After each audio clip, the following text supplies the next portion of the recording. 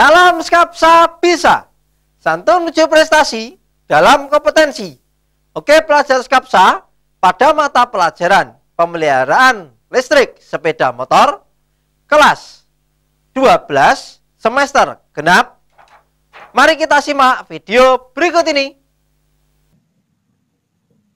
Pemeliharaan listrik sepeda motor kelas 12 di semester genap pertemuan yang pertama ini. Kita akan membahas yaitu ada menelaah sistem pengisian. Referensi kita ambilkan dari yaitu adalah modul pengembangan keprofesian berkelanjutan teknik sepeda motor edisi revisi 2017 dengan judul Perbaikan Sistem Kelistrikan Sepeda Motor. Indikator pencapaian kompetensi yang diharapkan siswa mampu untuk menjelaskan prinsip kerja sistem pengisian, menjelaskan komponen sistem pengisian, yang terakhir yaitu adalah menerapkan keselamatan dan kesehatan lingkungan kerja sesuai prosedur. Nah, kita akan membahas tentang pengisian itu sendiri. Kenapa toh pada sepeda motor perlu adanya pengisian? Nah, kenapa? Sebelum kita menjawab lebih lanjut kenapa pada sepeda motor harus ada pengisian, sistem pengisian atau dengan istilah lain yaitu adalah charger system yang dimaksudkan adalah pengisian arus ke baterai. Oleh karena tegangan yang dihasilkan oleh alternator atau biasanya kita kenal itu adalah generator yang menghasilkan arus AC atau dengan istilah lain yaitu adalah alternator. Selama motor hidup dengan putaran menengah sampai tinggi. Generator pada sepeda motor pada umumnya adalah generator arus bolak-balik atau AC atau alternator atau alternating current. Artinya arus yang dihasilkan oleh generator atau alternator yaitu adalah arus bolak-balik atau AC atau alternating current. Agar dapat mengisi baterai, maka arus harus disearahkan terlebih dahulu dengan komponen yang bernama yaitu adalah rectifier atau sebagai penyarah arus. Maksudnya bagaimana? Nah, seperti halnya yaitu adalah kita tahu baterai atau aki yaitu arusnya yaitu adalah DC atau direct current atau searah.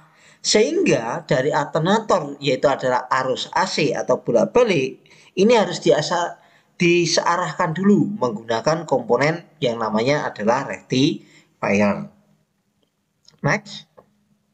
Pada saat sepeda motor dihidupkan, maka kebutuhan arus DC untuk mengaktifkan sistem pengapian, panel instrumen, lampu rem, lampu tanda belok atau lampu sen akan disuplai oleh baterai. Nah, inilah yang maksudnya yaitu adalah penyarah arah yang dimaksudkan dari arus AC diubah menjadi arus DC. Oleh karena itu, tegangan baterai akan turun karena arus dari baterai terus-menerus dikeluarkan oleh baterai atau aki. Nah, jawaban kenapa kok pada sepeda motor harus ada sistem pengisian? Karena agar tegangan baterai tetap atau baterai bisa mencukupi kebutuhan arus tersebut. Maka baterai harus terus-menerus diisi oleh generator atau alternator. Yaitu adalah dari akibat apa? Adanya putaran mesin sehingga menghasilkan arus. Kita bahas yaitu adalah lebih lanjut komponen-komponen sistem pengisian. Yang pertama tadi kita sering bahas yaitu ada generator atau alternator. Yaitu adalah arus yang dihasilkan bolak balik atau arus searah atau alternating current. Karena Anda tingkat 12 harus mengerti yaitu adalah bahasa teknik dan bahasa Indonesianya atau bahasa sehari-hari kita. Pada umumnya sepeda motor diputar secara langsung atau satu poros dengan poros engkol, yaitu adalah poros berputar, maksudnya poros engkol berputar, maka alternator atau generator ini juga akan berputar. Pada ujung poros engkol bagian luar terpasang magnet permanen berupa roda magnet atau flywheel. Flywheel, terbang Pak, iya. Atau bisa dikatakan roda gila, ya, atau roda magnet. Pada posisi dalam roda magnet dipasang beberapa kumparan sebagai penghasil arus listrik.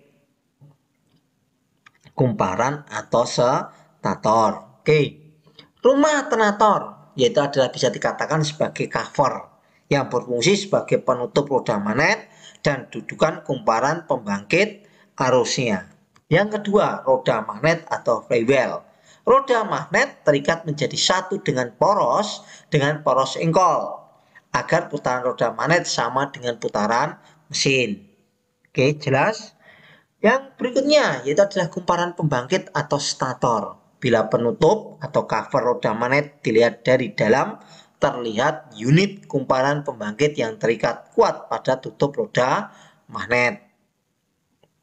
Selanjutnya, regulator rectifier, ya. Regulator atau rectifier atau sering kita kenal yaitu adalah kiprok. Nah, sebenarnya kiprok ini adalah dua nama, yaitu adalah regulator dan rectifier. Yang mana regulator rectifier ini berdasarkan yaitu adalah fungsinya. Agar arus AC dari generator dapat mengisi baterai, maka arus tersebut harus disearahkan dengan rectifier atau penyearah, ya. Rectifier atau penyearah atau bisa dikatakan sebagai dioda. Apabila putaran mesin tinggi, maka tegangan yang dibangkitkan generator menjadi tinggi juga. Hal ini dapat menyebabkan kerusakan pada baterai atau terjadi overcharger, ya, berlebihan. Oke, maka dari itu jangan sampai Anda terlalu over, ya, biasa saja normal. Oke, agar tegangan tidak terlalu tinggi, maka tegangan yang masuk ke baterai perlu diregulasikan atau diatur dengan sebuah rangkaian elektronik berupa regulator yang dirakit menyatu dengan rectifier. Maka dari itu kita kenal yaitu adalah kiprok, itu adalah regulator rectifier.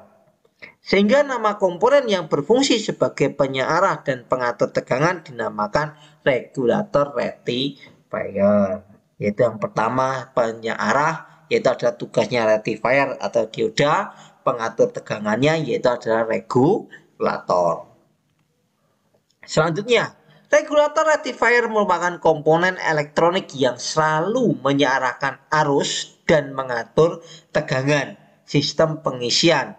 Maka pada saat mesin hidup, komponen tersebut menjadi panas. Agar tidak cepat rusak, selain rumah regulator dilengkapi sirip atau pendingin, juga rumah regulator terikat kuat dengan rangka sepeda motor. Ya, mohon maaf jika penulisannya sepeda motor ini masih terhubung, ya, sepeda motor. Oke. Selanjutnya yaitu adalah baterai atau aki. Pada sistem pengisian baterai merupakan penyimpanan arus yang dihasilkan oleh generator pada saat mesin hidup. Arus perlu disimpan pada sebuah baterai dengan tujuan agar tegangan dari baterai dapat dipergunakan untuk mensuplai kebutuhan arus pada saat mesin mati atau pada saat mesin hidup dengan besar arus yang konstan. Oke. Itu saja, sekian dan terima kasih. Kita akan ketemu lagi di pembahasan sistem pengisian yang berikutnya. Oke, simak terus. Baiklah pelajar Skapsa, demikian materi hari ini.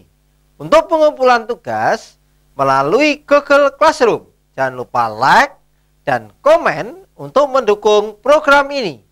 Klik subscribe dan tekan tombol lonceng supaya tidak ketinggalan informasi. Dan share jika menurut kalian video ini bermanfaat untuk orang lain.